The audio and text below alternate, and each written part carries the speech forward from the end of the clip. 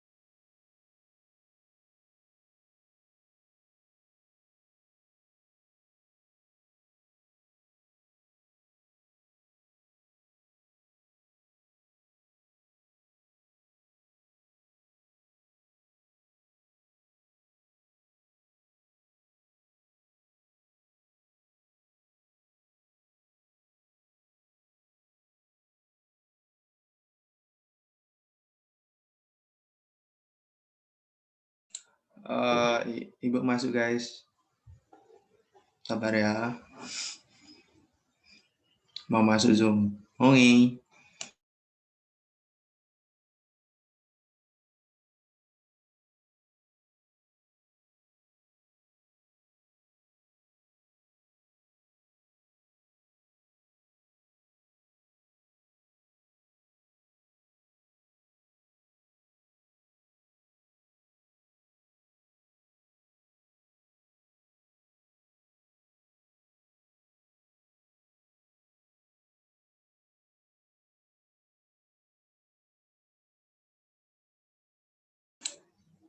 Tunggu dulu ya, bentar lagi Ibu masuk.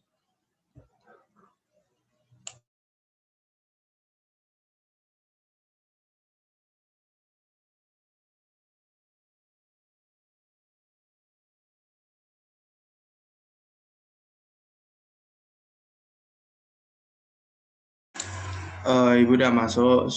Oh, sudah.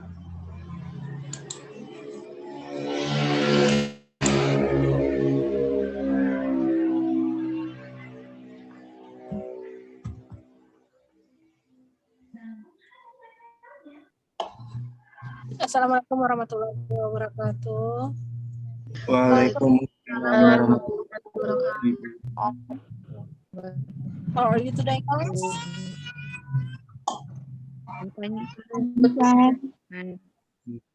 Alhamdulillah. Today you will discuss about two material and two group.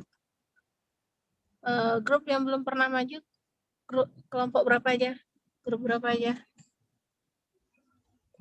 Kelompok 3, kelompok 4, kelompok 5, kelompok 7, kelompok 8, kelompok 11 Ibu. Oke, hari ini yang maju kelompok 3 dan kelompok 5 tadi belum pernah maju juga kan? Belum Ibu. Iya, kelompok 3 dan kelompok 5. Seperti biasa, di-record, terus di kameranya di-on-kan, jangan sampai off. Saya minta kalian, this is your presentation, not reading ya. Di sini kalian presentasi, bukan ngebaca. So, time it's your, silakan. Waktunya saya kasih ke kalian. Bagi Bu, terima kasih. Baik, silakan kelompok 3 menampilkan PowerPoint-nya. Kasih ke Sari Maharani, Mat. Sari Marani, oke.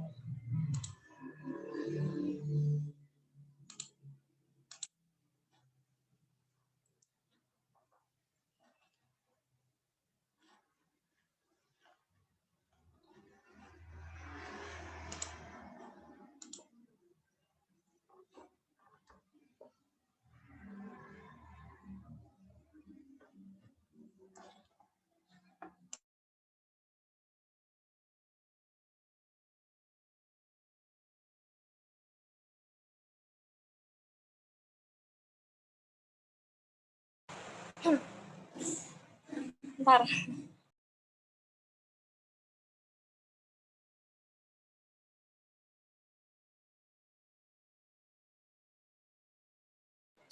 Oke, bismillahirrahmanirrahim. Assalamualaikum warahmatullahi wabarakatuh.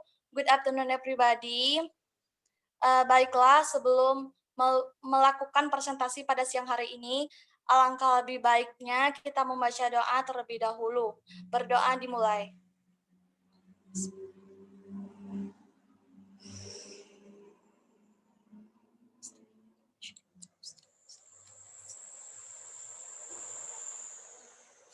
Berdoa selesai. Okay, let me introduce myself or group member. The first, Diah Pertiwi, student ID number A1D1 20129. And the second, Endang Nopriani, student ID number A1D1 20144. And the last, Sari Maharani, student ID number A1, A1, D1, 32. Okay, in this presentation, we will discuss about perkembangan biologis, motorik, kognitif, dan sosio-emosional pada kanak-kanak. The course will be explained by Sari Maharani.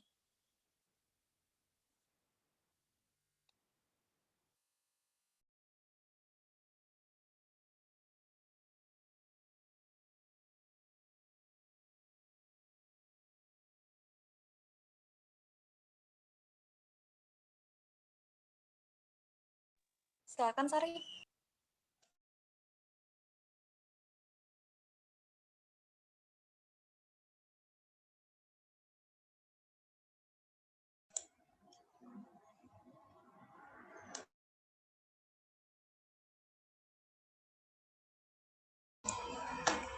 Halo, Sari, silakan.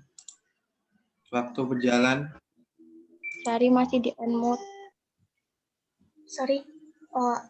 Baiklah, yang pertama, perkembangan biologis atau fisik. Perkembangan fisik atau tubuh manusia merupakan sistem organ yang kompleks dan sangat mengagumkan. Cullen dan Thomson mengemukakan bahwa perkembangan fisik individu meliputi 4 aspek, yaitu A. Sistem saraf, yang sangat mempengaruhi perkembangan kecerdasan dan emosi. Yang B. Otot-otot, yang mempengaruhi perkembangan kekuatan dan kemampuan motorik. Yang C.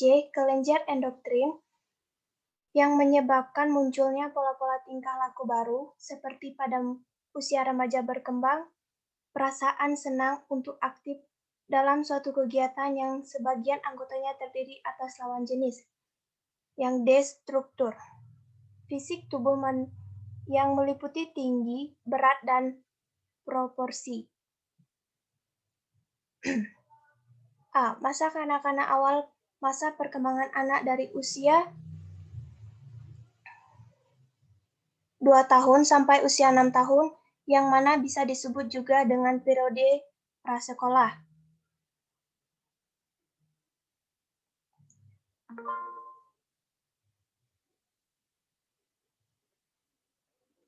Kelas 1 sekolah dasar biasanya menandai akhir periode ini. Dari penjelasan di atas, dapat disimpulkan bahwa kanak-kanak awal masa perkembangan anak dari usia 2 tahun sampai 6 tahun, yang mana bisa disebut juga dengan periode prasekolah. Perkembangan fisik merupakan dasar yang bagi kemajuan perkembangan berikutnya dengan meningkatnya pertumbuhan tubuh, baik berat badan maupun tinggi badan serta kekuatannya, memungkinkan anak untuk lebih aktif dan berkembang keterampilan fisiknya dan juga berkembang eksplorasi terhadap lingkungan tanpa bantuan orang tuanya. Perkembangan sistem saraf pusat memberikan kesiapan pada anak untuk meningkatkan pemahaman dan penguasaan terhadap tubuhnya. Pertambahan tinggi pada setiap tahunnya rata-rata 3 inci. Pada usia 6 tahun, tinggi anak rata-rata 46,6 inci. Berat. Pertambahan berat badan setiap tahunnya rata-rata 3-5 pon. Pada 6 tahun, kurang lebih 7 kali berat pada waktu lahir. Anak perempuan rata-rata 48,8 pon dan laki-laki 49 pon. Perbandingan tubuh. Perbandingan tubuh, penampilan bayi tidak tampak lagi, wajah tetap kecil, tetapi dagu tampak jelas dan leher lebih memanjang. Kumpalan tubuh berkurang dan tubuh cenderung berbentuk kerucut dengan perut yang rata dan dada yang lebih bidang, bahu lebih luas dan persegi, lengan dan kaki lebih panjang dan lurus, tangan dan kaki lebih besar. Postur tubuh. Perbedaan dalam tubuh pertama kali tampak jelas pada awal masa kanak-kanak. Ada yang postur tubuhnya gemuk, lembek, atau endomorfik, ada yang kuat berotot, atau mesomorfik, ada yang relatif kurus, atau ektomorfik. Tulang dan otot.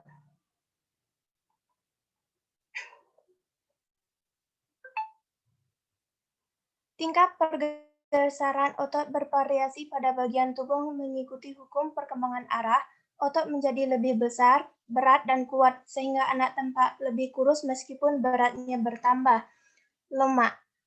Lemak anak yang cenderung bertubuh endomorfik lebih banyak jaringan lemaknya daripada jaringan ototnya, sedangkan mesomorfik sebaliknya, dan bertubuh ektomorfik mempunyai otot yang kecil dan sedikit jaringan lemak. Gigi. Gigi selama 4-6 bulan pertama dari awal masa kanak-kanak, 4 gigi bayi terakhir geraham belakang muncul. Selama setengah tahun terakhir gigi bayi mulai tanggal digantikan oleh gigi tetap, yaitu yang pertama lepas adalah gigi bayi yang pertama kali tumbuh, yaitu gigi seri tengah. Bila masa kanak-kanak berakhir, pada umumnya bayi memiliki 1 atau 2 gigi tetap di depan dan beberapa celah di mana gigi tetap akan muncul. Bila masa kanak-kanak berakhir, selanjutnya. Setelah itu, mulailah apa yang disebut Gestalt-Wandel pertama.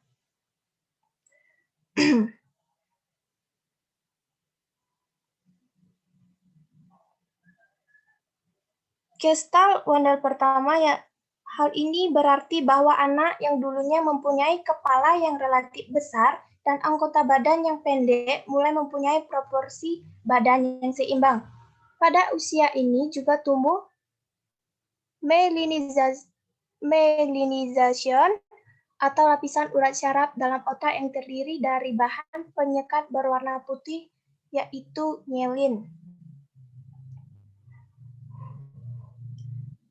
Secara sempurna, lapisan urat syaraf ini membantu transmisi impul-impul syaraf secara cepat, yang memungkinkan pengontrolan terhadap kegiatan motorik lebih seksama dan efisien. Di samping itu, pada usia ini terjadi banyak perubahan fisiologis lainnya seperti pernapasan menjadi lebih lambat dan mendalam, dan denyut jantung lebih lambat dan menetap. Aspek lainnya yang sangat penting bagi perkembangan manusia adalah otak atau brain. Otak merupakan sentral perkembangan dan fungsi kemanusiaan. Otak terdiri dari 100 miliar sel syaraf atau neuron, dan setiap sel syaraf tersebut rata-rata memiliki 3.000 koneksi hubungan dengan sel-sel syaraf yang lainnya.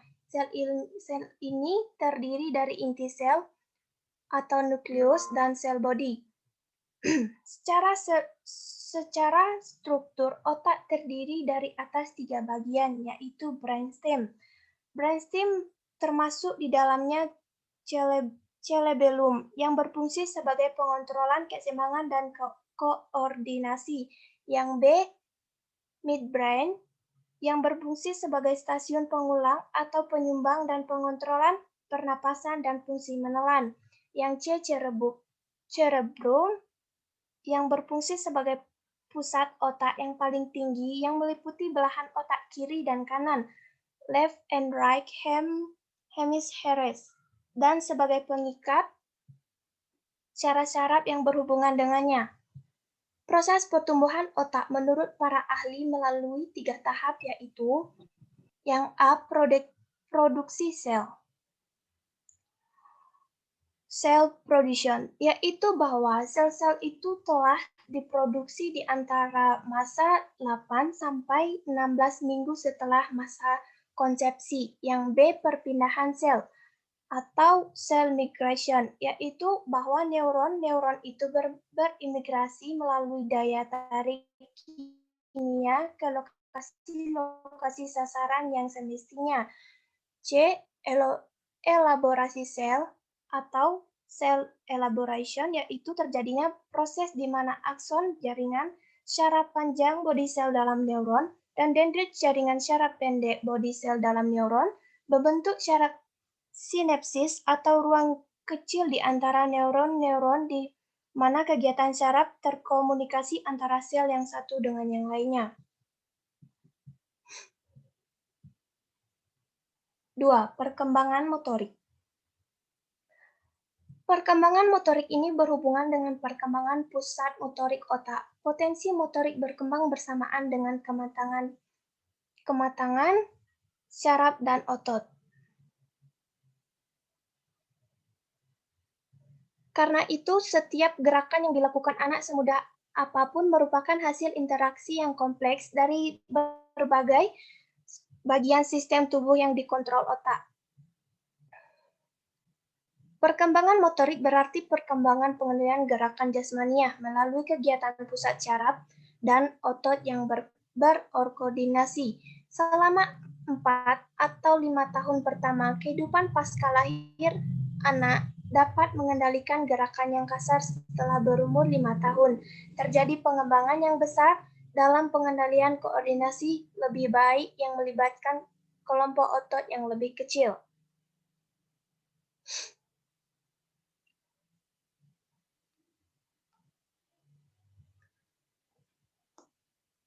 Beberapa hal yang menunjukkan bagaimana perkembangan motorik turut penyumbang bagi penyelesaian sosial dan pribadi anak berupa: yang pertama, kesehatan yang baik.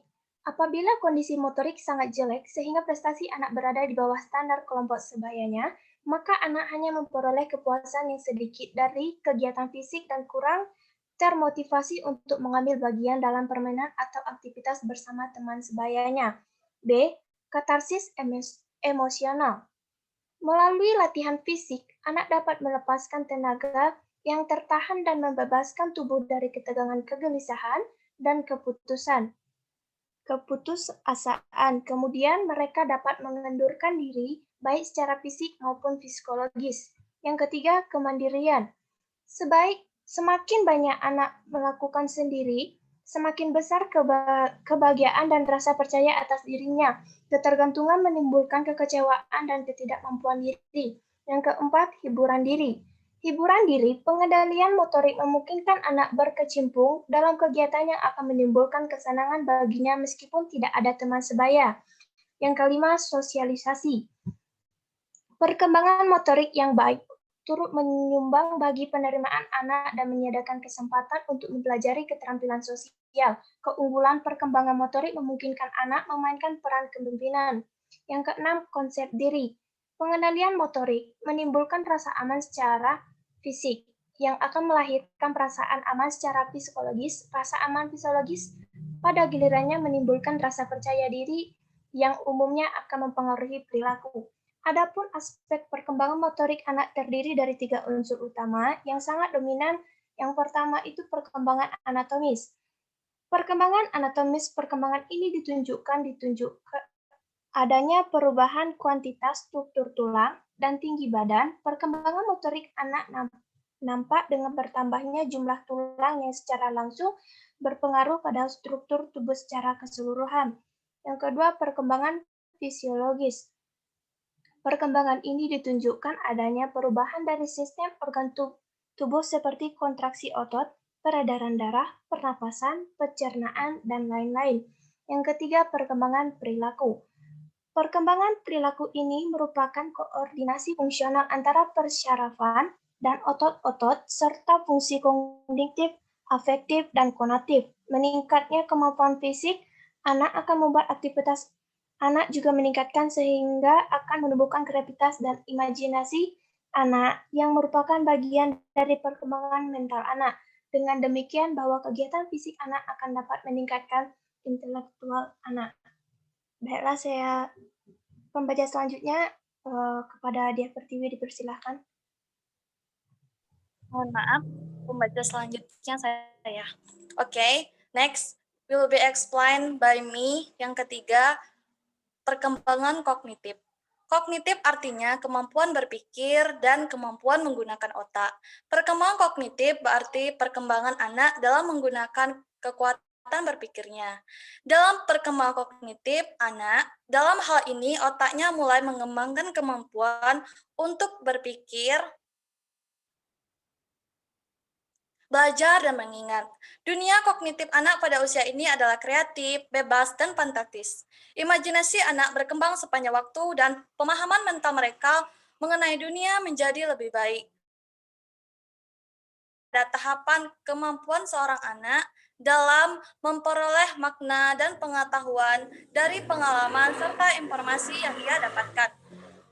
Perkembangan kognitif anak meliputi proses mengingat, pemecahan masalah, dan juga pengambilan keputusan. Yang pertama, tahap pra-operasional PIGET. PIGET menggambarkan kognitif anak prasekolah sebagai pra-operasional. Pemikiran pra-operasional adalah periode penantian yang nyaman untuk menuju tahapan berikutnya, yakni pemikiran operasional konkret. Maksud dari tahapan operasional konkret ini adalah pada tahap ini anak sudah memahami konsep sebab dan akibat secara rasional dan sistematis. Sikap egosentrisnya perlahan mulai berkurang dan mulai teori Vygotsky. Vygotsky menekankan bahwa anak-anak secara aktif membangun pengetahuan dan pemahaman mereka. Dalam teori Vygotsky ini, anak-anak lebih sering digambarkan sebagai makhluk sosial. Mereka mengembangkan cara-cara mereka dalam berpikir dan pemahaman melalui interaksi sosial. Perkembangan kognitif mereka bergantung pada alat yang disediakan oleh masyarakat dan pikiran mereka dibentuk oleh konteks budaya tempat mereka tinggal. Jadi, perbandingan dari keduanya yaitu menurut teori pra-operasional, PIGET, anak berkembang dari kemampuannya sendiri. Sedangkan menurut Vygotsky, anak berkembang karena dibantu oleh lingkungan sekitar mereka. Okay, in the last will be explained by Diah Pertiwi. Okay, next.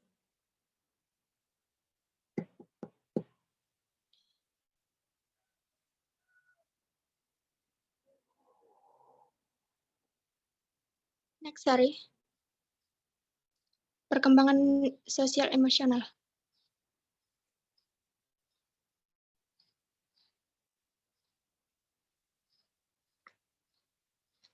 Yang keempat yaitu perkembangan sosial emosional. Pada masa anak-anak adalah masa perkembangan dari usia 2 tahun sampai dengan usia 6 tahun. Pada masa ini, perkembangan biologis dan fisik berjalan dengan sangat cepat dan pesat. Akan tetapi, secara sosiologisnya, anak-anak masih sangat terikat dengan lingkungan, terutama keluarga. Oleh karena itu, pada masa anak-anak awal, ini keluarga sangat berperan penting dalam mempersiapkan anak untuk terjun ke lingkungan yang lebih luas, terutama lingkungan dalam sekolah. Dalam perkembangan psikologis yang terdapat pada anak,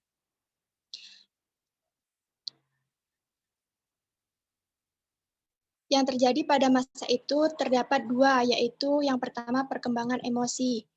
Pada awal masa kanak-kanak, emosi sangat kuat. Saat itu merupakan suatu ketidakseimbangan karena anak-anak keluar dari fokus dalam artian bahwa ia mudah terbawa ledakan-ledakan emosional sehingga sulit dibimbing dan diarahkan. Hal ini tampak mencolok pada anak-anak usia 2,5 tahun sampai 3,5 tahun. Meskipun pada umumnya hal ini berlaku pada hampir seluruh periode masa anak-anak awal. Jadi, emosional yang meninggi pada masa kanak-kanak itu ditandai dengan ledakan amarah yang kuat, ketakutan yang hebat, dan rasa iri yang tinggi. Pada masa anak-anak ini, sulit untuk dibimbing dan diarahkan. Mereka cenderung akan marah, memberontak, dan tersinggung jika diperingati. Hal ini disebabkan oleh anak-anak keluar dari fokusnya mereka. Emosi yang tinggi kebanyakan disebabkan oleh masalah psikologis. Biasanya, para orang tua hanya memperbolehkan anak melakukan beberapa hal saja. Padahal sang anak merasa ia mampu melakukan hal lebih banyak lagi, sehingga pada akhirnya anak pun akan menolak larangan orang tua, dan anak cenderung akan memberontak. Anak pun akan meledak amarahnya jika ia tidak bisa melakukan sesuatu yang dianggap dapat dilakukan dengan mudah. Yang kedua yaitu perkembangan sosial.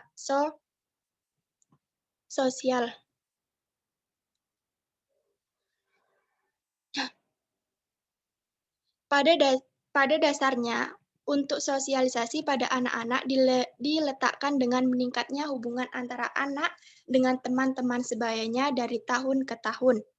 anak tidak hanya lebih bermain dengan anak-anak, tetapi juga lebih banyak berbicara. Jika anak menyenangi hubungan dengan orang lain, meski hanya kadang-kadang saja, maka sikap terhadap kontak sosial mendatangkan lebih baik daripada hubungan sosial yang sering, tetapi sifat hubungannya kurang baik. Pada pernyataan di atas tadi, bahwa perkembangan sosialisasi pada awal masa anak-anak ditandai dengan meningkatnya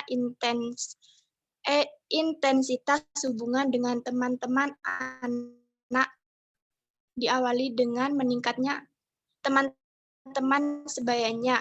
Awal perkembangannya meningkat dari tahun ke tahun.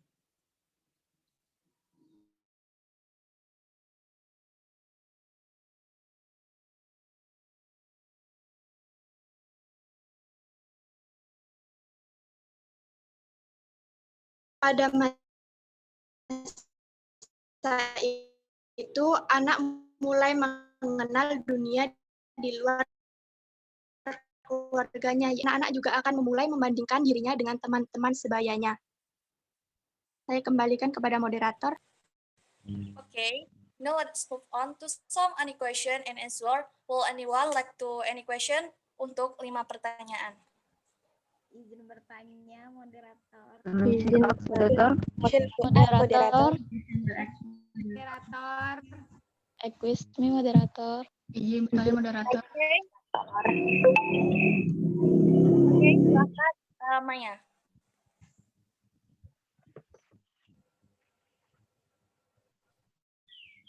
Oh, ya.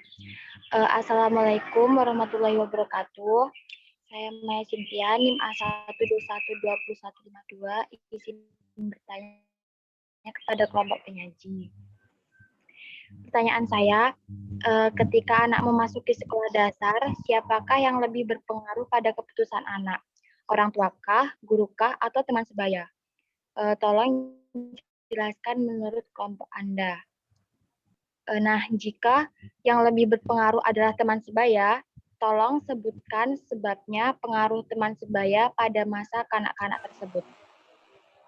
Oke, thank you Maya Cynthia. Selanjutnya, Permission to Excuse ask, me, moderator. moderator. Silakan. Terima kasih ya. Thank you, moderator. Assalamualaikum warahmatullahi wabarakatuh. I'm Halimah Sa'diyah, NIM A1D1-20116, izin bertanya kepada kelompok penyaji. Ditinjau dari segi sosial emosionalnya, anak-anak sedang dalam emosi yang tinggi. Bagaimanakah cara yang tepat untuk mengarahkan anak-anak agar menjadi mudah dibimbing dan diarahkan, ditinjau dari segi memahami sosial emosionalnya tersebut? Terima kasih. Baik, terima kasih Halimah. Selanjutnya, Excuse me, moderator. Moderator, izin bertanya. Excuse me, moderator. baik, silakan Resti. Assalamualaikum warahmatullahi wabarakatuh. My name is Resti Mulyani with NIM I1D1202124. I want to ask the presenter, pertanyaannya, pendekatan seperti apa yang dilakukan oleh guru untuk meningkatkan perkembangan kognitif pada anak? Sekian dan terima kasih. Baik, terima kasih Resti. Nah, untuk teman-teman masih tersisa 2 pertanyaan lagi. Silakan. Saya moderator. Untuk moderator. Saya. Permission to ask, moderator. Bertanya moderator. Silakan Aulia, terlebih dulu baru Noli. Assalamualaikum warahmatullahi wabarakatuh. My name is Aulia Fitriani, number ID I1D1201119. Jelaskan apa yang dimaksud gesto Wendell pada slide ke-6. Baik, Assalamualaikum. terima kasih. Waalaikumsalam warahmatullahi wabarakatuh. Nah, selanjutnya kepada Noli, dipersilakan. Assalamualaikum warahmatullahi wabarakatuh. Saya Noli Ramawani, NIM A1D12151, ingin bertanya kepada kelompok penyaji.